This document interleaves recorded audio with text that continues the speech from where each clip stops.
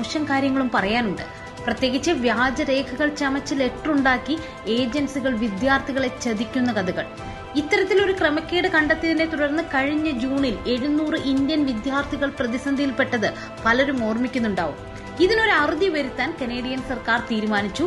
December 1 മുതൽ ഇത് സംബന്ധിച്ച് ചില നിയന്ത്രണങ്ങൾ കൊണ്ടുവരികയാണ്. അതായത് കനേഡിയൻ പഠന വിസകൾക്ക് അപേക്ഷിക്കുന്നവർ നിർബന്ധമായും ലെറ്റർ ഓഫ് അക്സെപ്റ്റൻസ് ഹാജരാക്കണമെന്നാണ് നിയമം.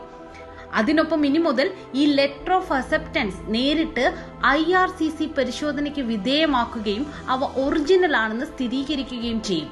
IRCCയുടെ മാനദണ്ഡങ്ങൾ പാലിക്കുന്ന അപേക്ഷകൾക്ക് മാത്രമേ ഇനി മുതൽ നിയമസാധുത ലഭിക്കൂ എന്ന് ചുരുക്കം. പുതിയ നിയന്ത്രണം വിദ്യാർത്ഥികളെ ലെറ്റർ ഓഫ് അക്സെപ്റ്റൻസ് തട്ടിപ്പുകളിൽ നിന്ന് സംരക്ഷിക്കുമെന്നാണ് കനേഡിയൻ സർക്കാർ കരുതുന്നത്. കൂടുതൽ കനേഡിയൻ വിശേഷങ്ങൾ അറിയാൻ ഞങ്ങളുടെ പേജ് ഫോളോ ചെയ്യുക, ലൈക്ക് ചെയ്യുക. റീൽസ് ഇഷ്ടമായാൽ ഷെയർ ചെയ്യാനും മറക്കരുത്.